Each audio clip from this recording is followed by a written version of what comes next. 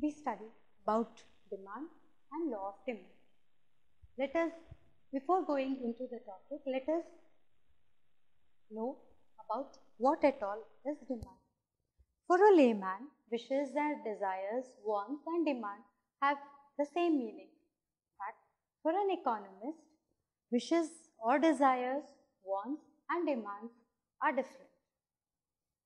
Every person has innumerable wishes and desires. All of us want to have beautiful things in life, and all these are our desires. But when this desire is backed up by a purchasing power, the capacity to buy this particular commodity which we desire, then the desire becomes a want. But this is not again the demand. Demand is when the want is converted into an effective demand. That is, when the consumer, when an individual is willing to shed his money, to part with his money to get the thing which he wants, the commodity which he wants. Therefore, a want is an effective demand. A want becomes an effective demand only when a consumer, an individual, parts with his money to procure that particular commodity. So, there is a difference between wishes or desires, wants and demands.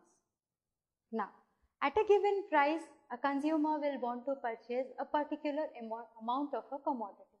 Therefore, the demand and the quantity demanded both depend upon the price of a particular commodity.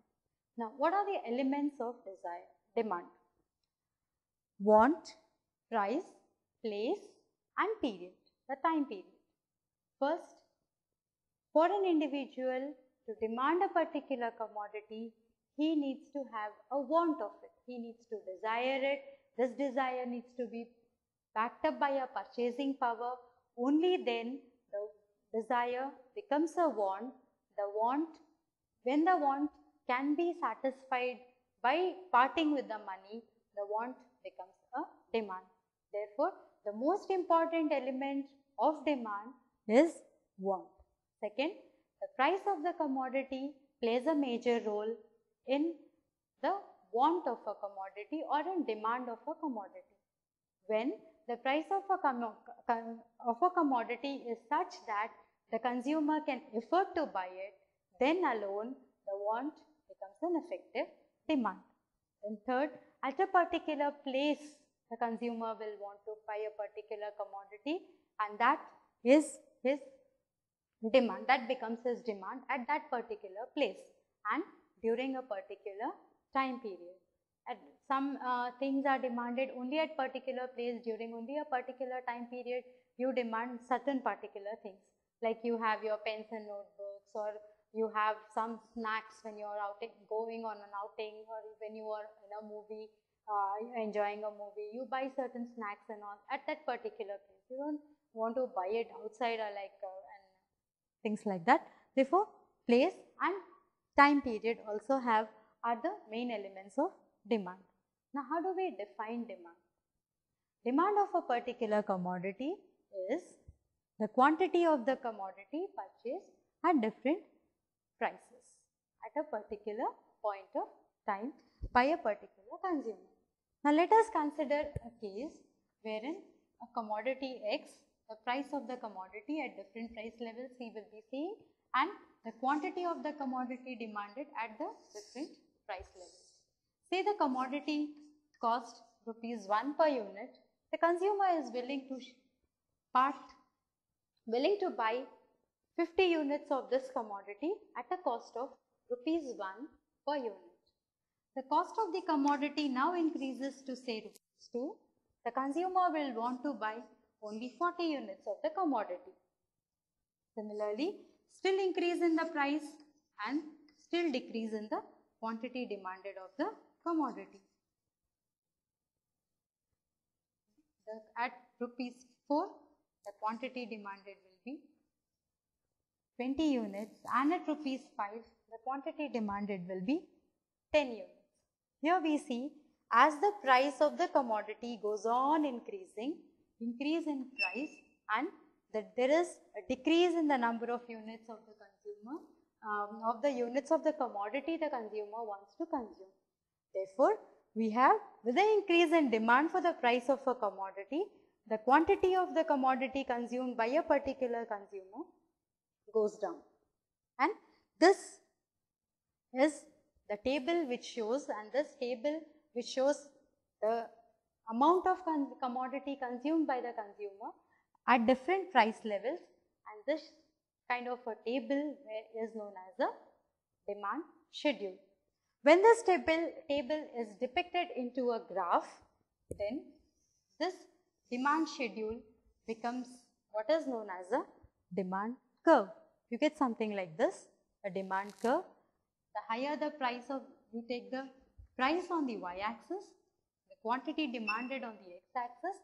The higher the price of the commodity, the lower of the commodity which is consumed, and at lower the price of the commodity, the greater is the commodity consumed. When the price is P, Q amount of commodity is consumed, and at a price which is much less than the original price, more amount of commodity is consumed.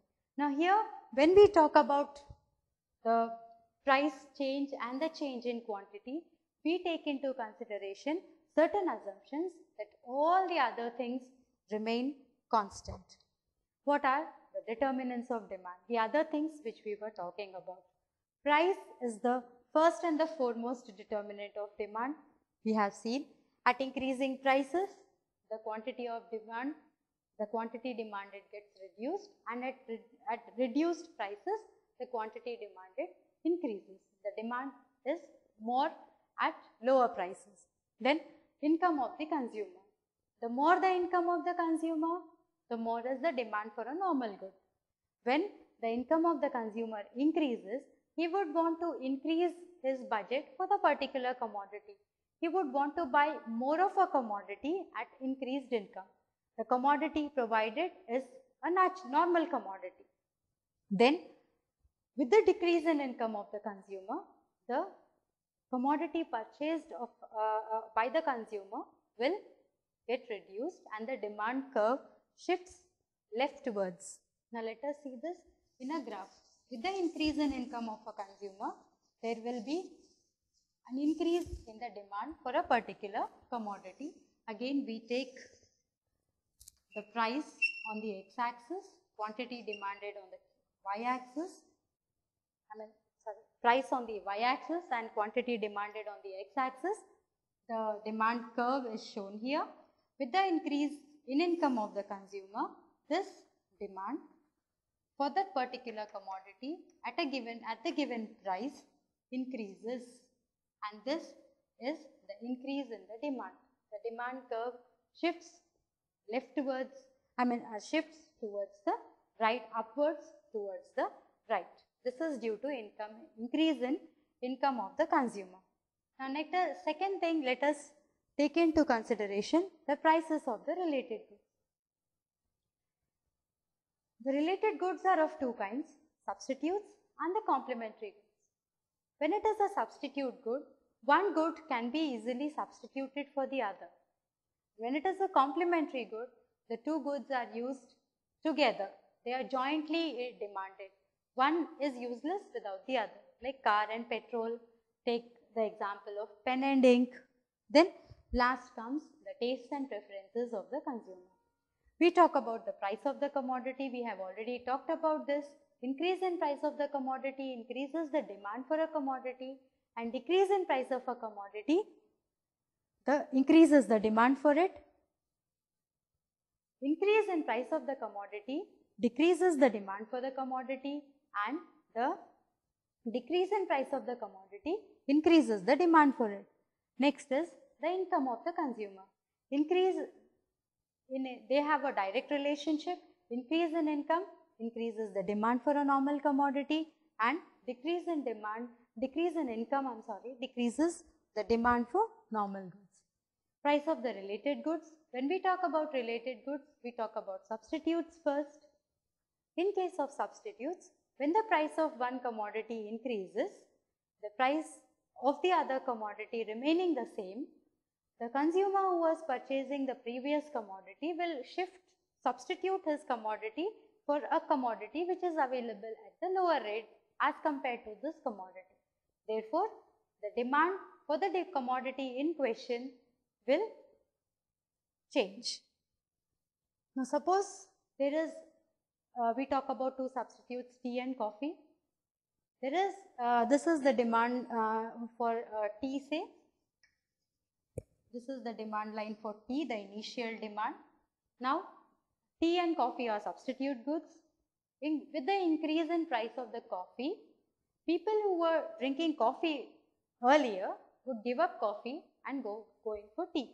Therefore, at the same price, there is an increase in the demand for the tea because the consumers have substituted the coffee for tea and therefore they will now buy more of the tea.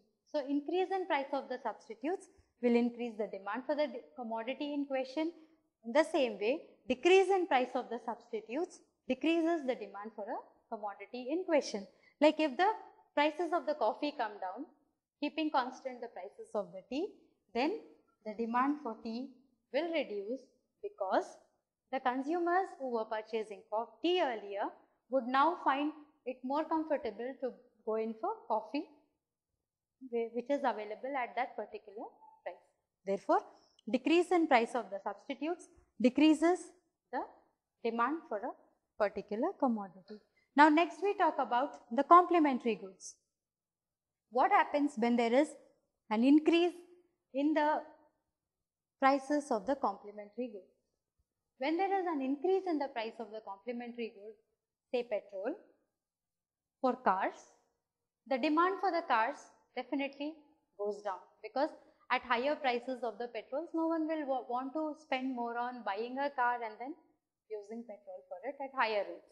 Therefore, when two goods are jointly demanded, increase in price of the complementary good decreases the demand for the commodity in question, and decrease in price of the complementary good. Again, let us take the example of the petrol and the car. If at all there is any decrease in the price of the petrol, the demand for cars will go up. Next is the taste and preferences of the consumer. If a consumer is liking a particular commodity, he would want to buy more of it. So, a favorable change in the taste of the consumer for the commodity will increase the demand for the commodity. Likewise, an unfavorable change will decrease the demand for the commodity. Now, this is the law of demand. After seeing all these, we state the law of demand as the other things remaining constant, demand for a commodity increases with the fall in prices of the commodity and decreases with the rise in price of the commodity. This is the law of demand. The assumptions of the law of demand are that the consumer income remains constant, there is no change in the income of the consumer, the tastes and preferences of the consumer remain constant, there is no expectation that in future the prices may change. If in future the prices may change, today there will be definitely a bearing or there will be an effect on the demand on this day. We have seen this many times in case of gold. Well, where there will be a speculation that the prices of gold are going to increase or the price will be more the next month, people would buy more of it now itself. Or if there is a speculation that the prices of gold would reduce a few months later, maybe some people will stop buying and the demand for gold reduces. Then income distribution in the economy remains the same. There is whatever income distribution has been going on in the economy remains unaltered, and the population and its composition remains the same. There is no drastic change in the population and the composition of population in the economy, and finally the wealth of the consumer also remains constant. Why at all does the law of demand operate?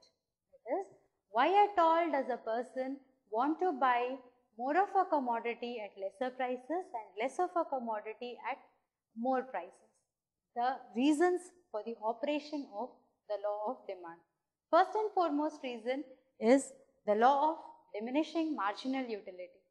Law of diminishing marginal utility is when more and more of a commodity is consumed, then the utility of the commodity for a consumer goes low and low, becomes less and less and less, and therefore the law of diminishing marginal utility sets in, and after a particular amount of commodity the consumer has already purchased, he would not want to buy more of that particular commodity. Second is the income effect. When the price of a commodity becomes less, then the consumer's real income increases. That is, if the consumer was paying ₹1 per unit to buy 50 units of a commodity earlier, and say he was spending ₹2 per commodity to buy 40 units of that particular commodity, he was spending 40 rupees on it. Now, with the reduction in the price of the commodity from ₹2 to ₹1, the consumer can buy more of a commodity because he has those extra money with him which he has got, the real money which he has got due to decrease in price of the commodity. Therefore, this particular income we term it as real income, and that is the real income effect which also acts on the law of demand, which also is one of the reasons for the operation of the law of demand.